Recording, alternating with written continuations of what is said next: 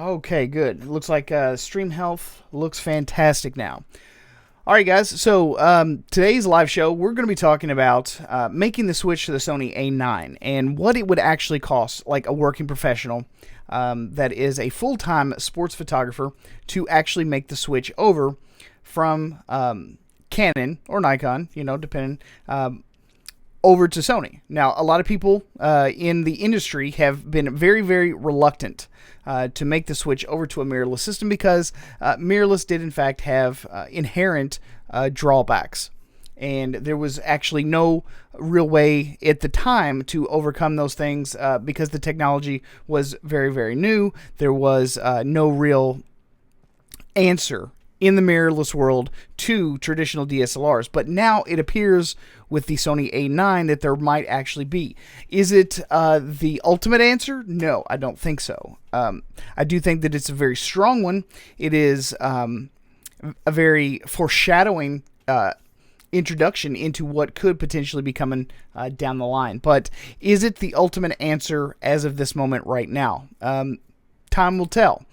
We don't know exactly how many people are even going to attempt to make the switch over from a traditional DSLR and move over to a Sony A9. So there are still a lot of unanswered questions about whether or not it's going to be viable for genuine professionals that do this day in and day out, that actually make their living.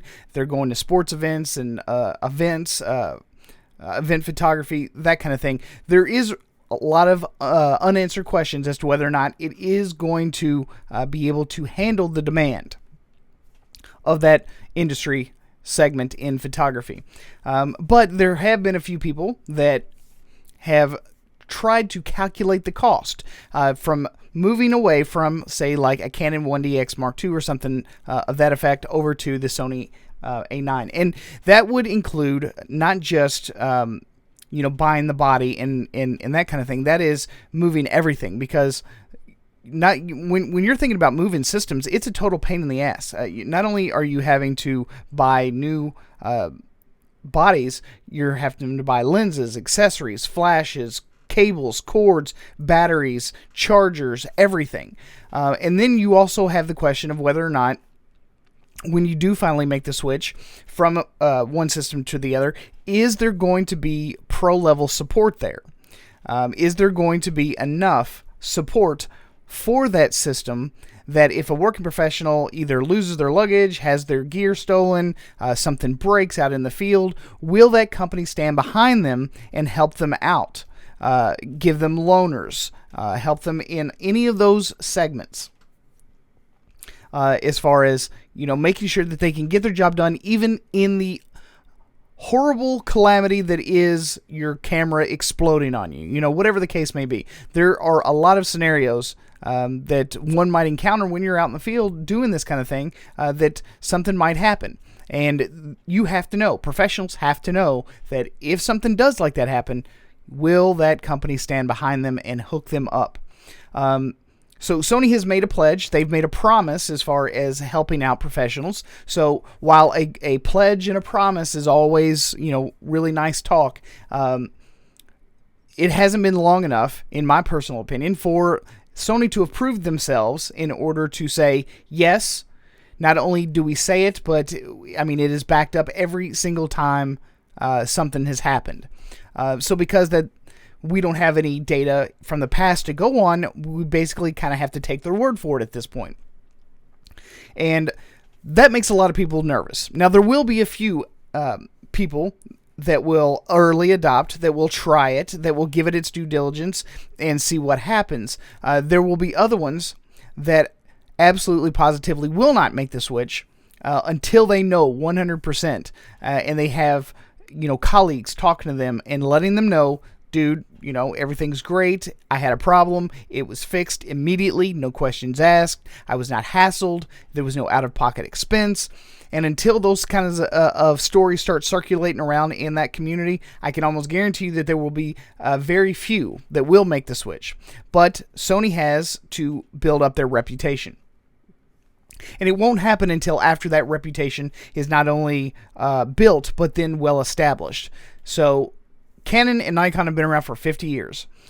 They've basically had to deal with this for that amount of time. They've had the time to build up that loyal clientele. They've had that amount of time to build up that reputation, so that if stuff does happen, the people that use their gear, that use their equipment, they know exactly what it's actually going to be like if something happens out there. So now let's move on and talk about the actual physical cost of making the switch over to Sony from, say, like a Canon. Now, there was an article on DP Review, and it really did catch my attention covering this exact topic. And I'm going to use this for reference because someone has clearly done all the math, and I appreciate this was done by Dan Bragalia. I'm not really sure if I'm saying his name right, but anyway, this is the article. It says here's how much it would actually cost a professional to switch from Canon to Sony. So what we end up having is basically a breakdown of what a working professional could get for all of their current gear, and actually buy not only some new Sony bodies, but all the lenses and then all the accessories that would go along with that. So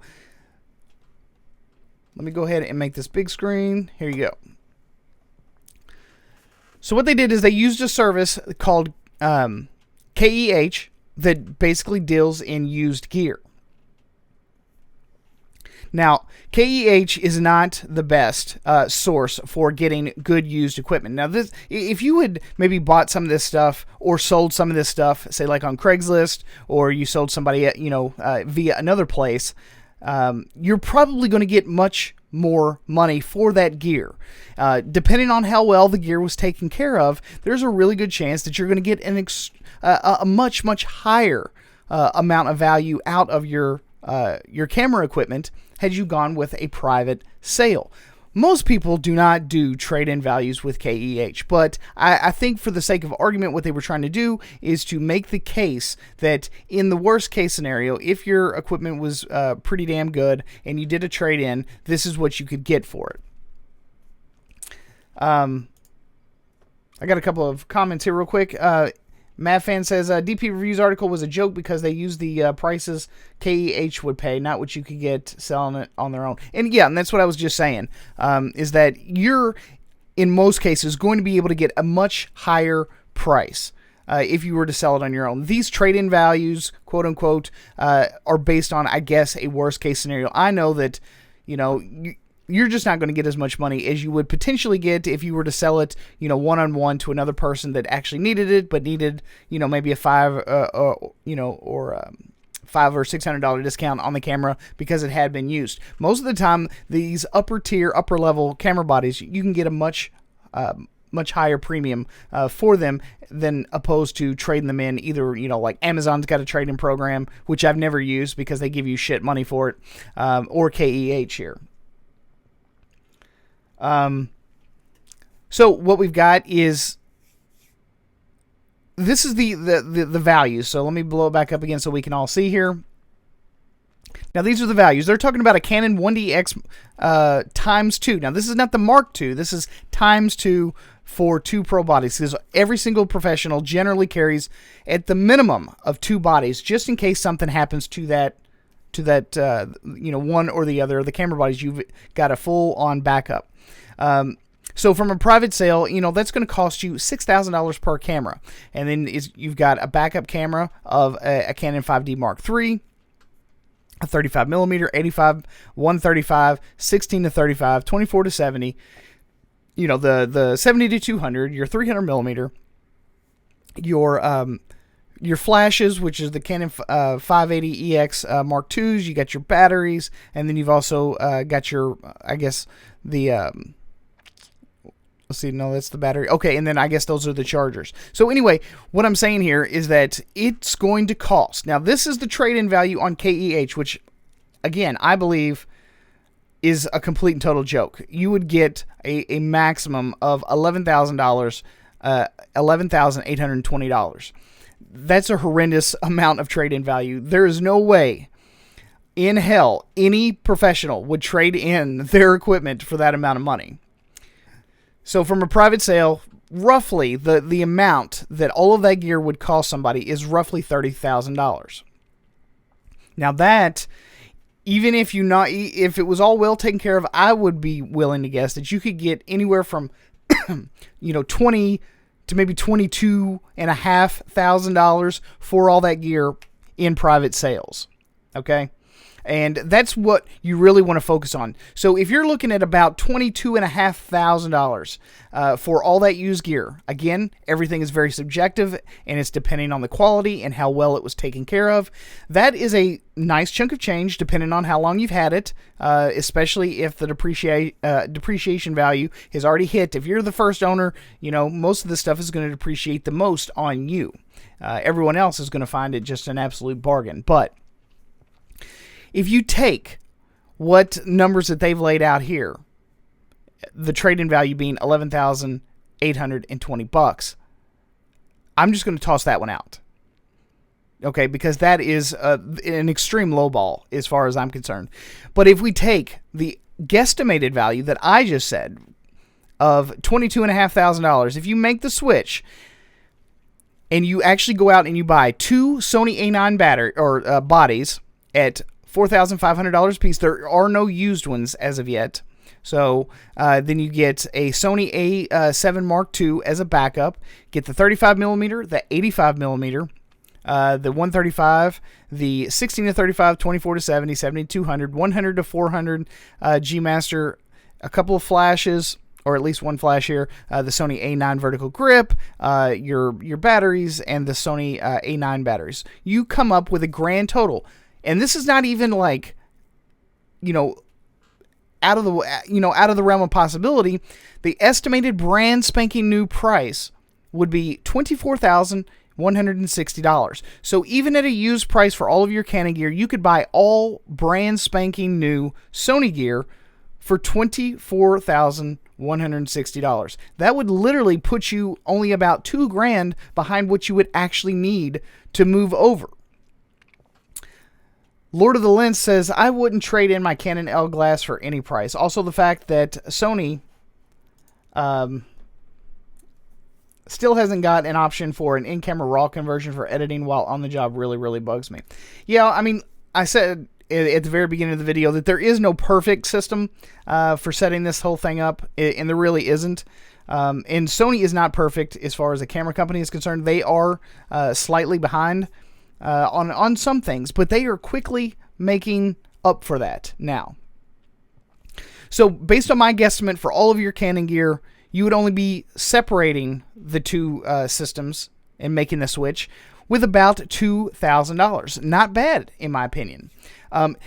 Again, as Lord of the Lens just said, that he wouldn't sell his Canon glass. Well, if you take that into consideration, you don't necessarily have to sell all your glass.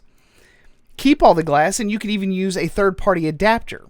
As a matter of fact, you could do that and buy a Sony A9 battery and then try it out without ever having to completely divest from your current system and basically test it side by side in parallel with what you already have to see exactly what kind of performance you could get out of the Sony A9 before you actually decided to make the full-on switch, if that was even a possibility. But yeah, you use an adapter like the Speed Booster, the Metabones, or just whatever.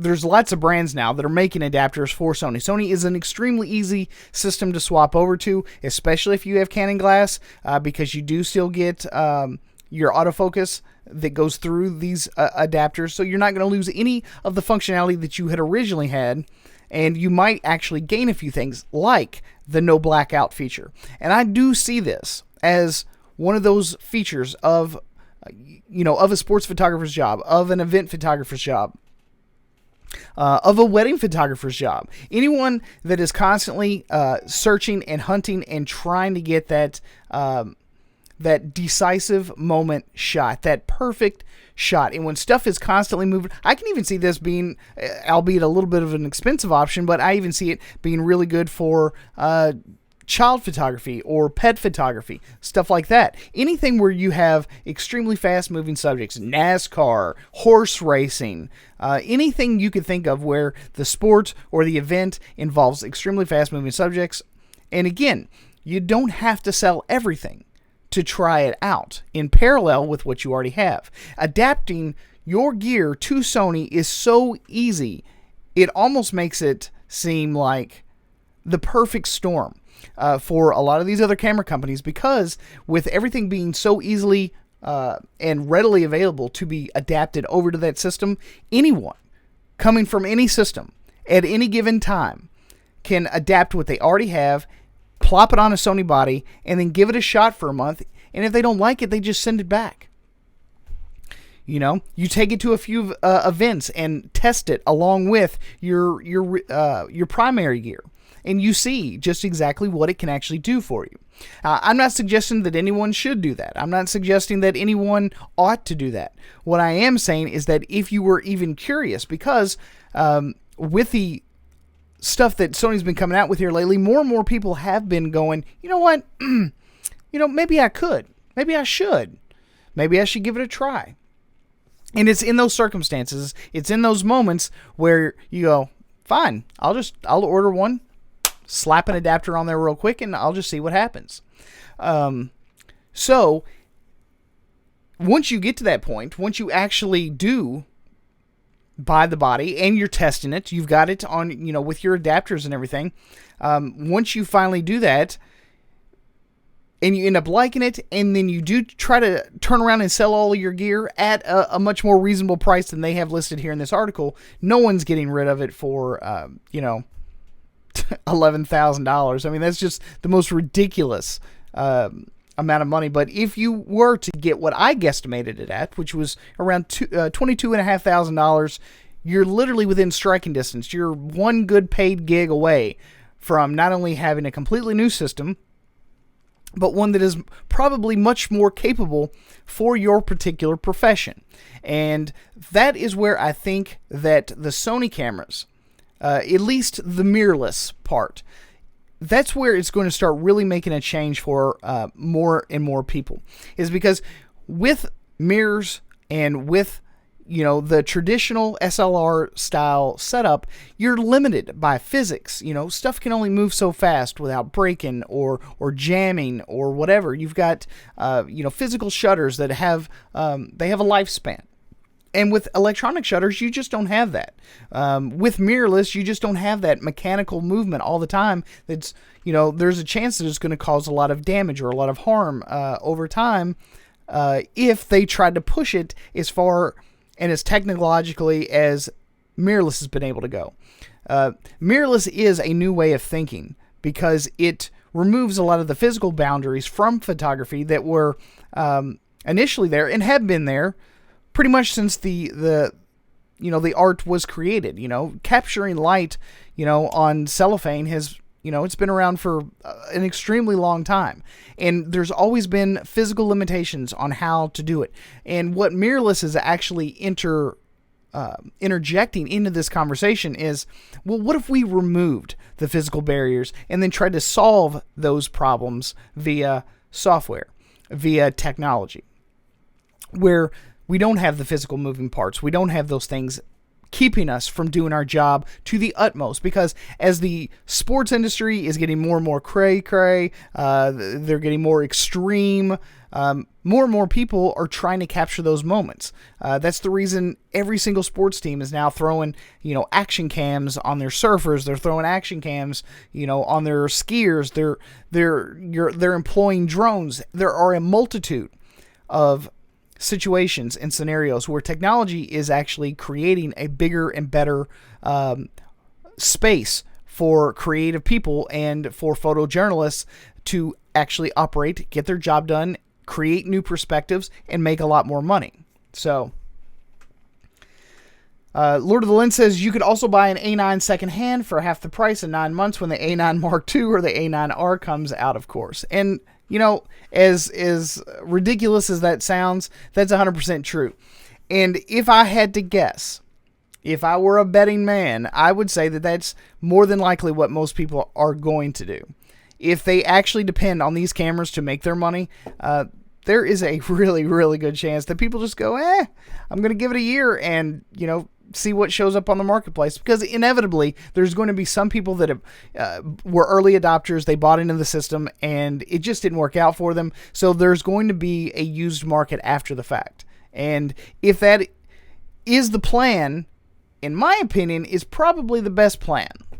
And generally, the Sony gear, even after about a year, it doesn't hold its value as long, because Sony's moving really fast. I don't know what the hell they're doing, but they're really going fast, trying to make up as much as they possibly can. They're trying to basically invent a completely new space in the world of photography. And I know that I'm impressed with the direction they're going, because me doing photography for as long as I have, and being familiar with film photography and having to deal with cellophane and all that kind of stuff. I mean, just in the last 20 years, I can't believe, hell, just in the last 5 years, I cannot believe how far and how many problems we've been able to solve because of this new technology we call mirrorless. So that is basically all I wanted to talk about. I'm more than happy to read your all's comments if you want to hop in the chat room. But if you were a working professional and you had all this gear and you absolutely positively depended on every single piece of it, and you needed to make that switch, I guessed that at about $22,500, you could easily be right there within striking distance. Hell, even if you made a few good deals, you might not be out even anything, depending on how well the gear has been taken care of. But most working professionals that I know, they take excellent care of their gear.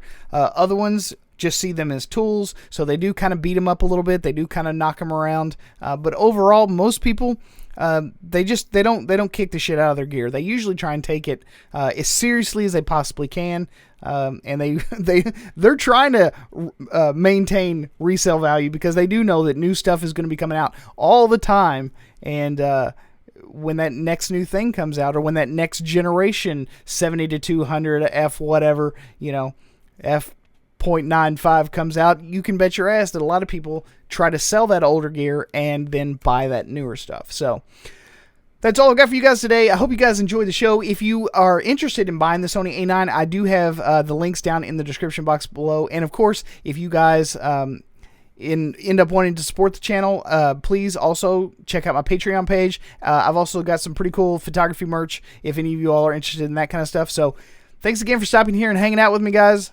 I'll see you guys again on the next one. Peace.